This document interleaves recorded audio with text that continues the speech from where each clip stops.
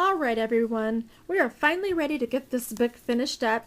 Let's get started and see if we can do it in about 10 minutes. I've already done my cat on the first page. I already did the eyes after I drew them in, and I used my white Signo Uniball pen for the white on the eyes. I added what's called glossy accents, and most of you probably are familiar with that. It's just a dimensional, liquid dimensional that kind of gives things pop and shine. So I did add that to the eyes to help them stand out. On the second page, and yes, I have already done a little bit of this to save time, but rather than trying to write on this stone that we had embossed, I made a little tag for the stone. Let me adjust my camera so you can hopefully see better. I'll move it back.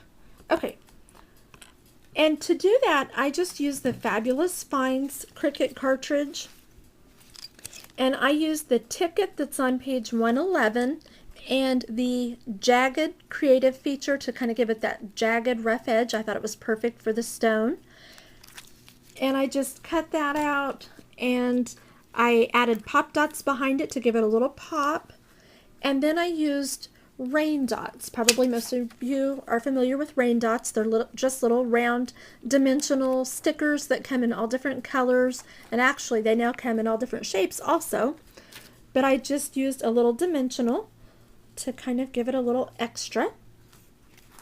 Now we're ready for our ghost, and on these pages I'm not adding photo mats because I like the papers that I chose and I want you to be able to see them.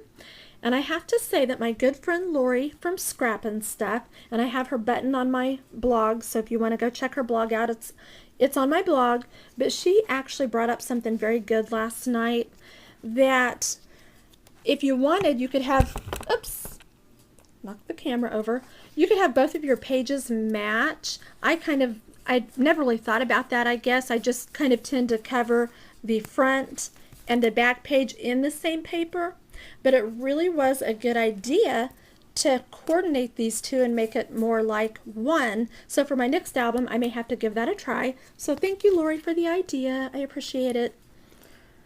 And now for the little ghost, I did the eyes the same way as I did the cat and used the glossy accents. And to do something a little extra for him, I had this little chain that some embellishments came on, and actually the chain itself was for trash. I kept it, and then I happen to have this little charm of a lock, so I am going to use glue dots. Let me get them out really quickly, and I'm just going to kind of try to string them in his hand like he's holding a chain and a lock. I thought that might be a really cute accent or touch, so let's see if we can kind of put it in his hand and then maybe just kind of let it drape down and hang down like that. That'd be kind of cute. So sometimes those things that are meant for trash, take a second look at them and try to think out of the box, because you never know when there's something they just might come in handy for. Do that. There we go. How's that? Can you see? I feel like I'm not getting things in the camera today. I'm not sure what's wrong.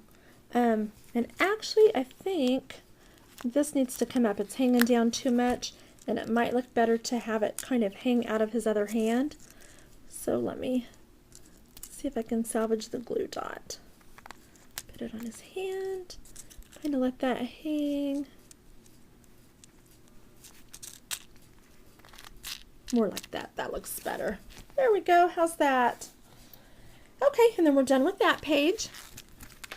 I've already added the photo mat to this because it was nothing special, just a simple photo mat. I also added a product called Stickles to the pumpkin to give it sparkle. I did that because it has to dry. We will do some stickles in a minute on one page, but if I tried to do it on all the pages, I would have had a mess while it all was trying to dry and to finish the book. Okay, so that is Stickles. They now have Stickles at Hobby Lobby, maybe Michael's. Most of your local scrap supplies probably have them. And on this page,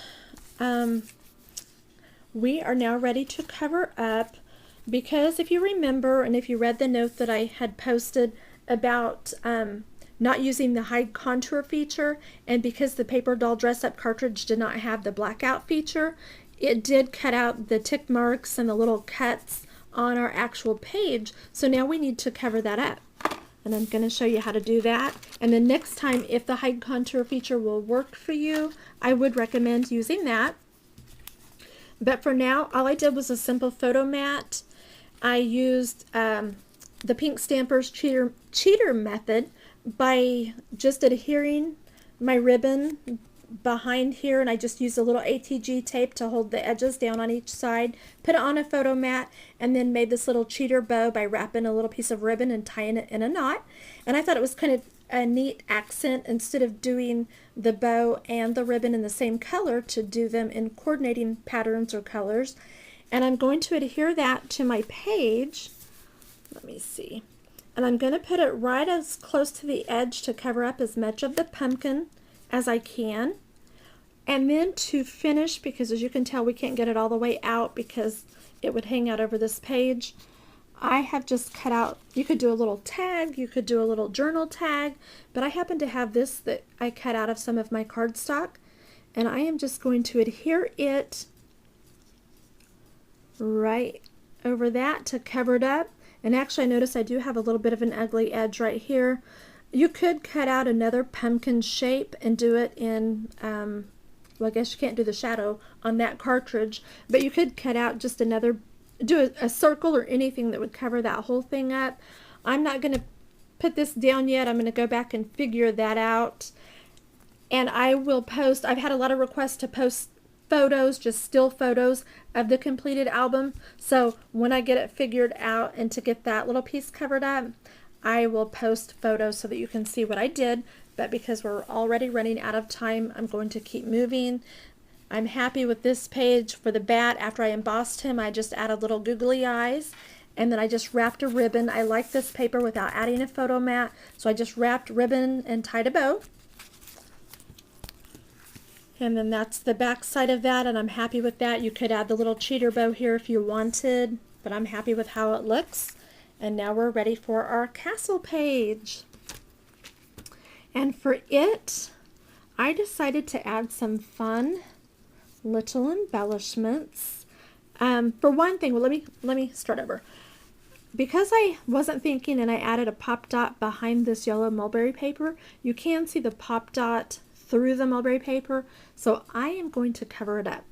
And as how I decided to do that was, one, I cut out this cute little ghost from the Paper Doll Dress Up cartridge. It's the same ghost that's adhered to the front of the book, but it's just smaller. And I'm going to put it right over that. Let me add my adhesive. I'm going to put it right over that pop dot and just kind of let it look like it's coming out the door. And then to go ahead and just set it off, I cut these little cuts. They are from the Pooh and Friends cartridge, and is what it actually is on page 41, the little sign. It's the layers of that little sign that I just cut, and I'm using two of, and I embossed them to try to make them look like wood with, I think it's called the branches folder. It's a Cuttlebug folder, and I think it's called branches. And I use it because to me, it kind of looks like wood. And I added pop dots to the back. And as all I'm going to do is crisscross them over the door. Fuzzy. So it kind of looks like you're not supposed to go in.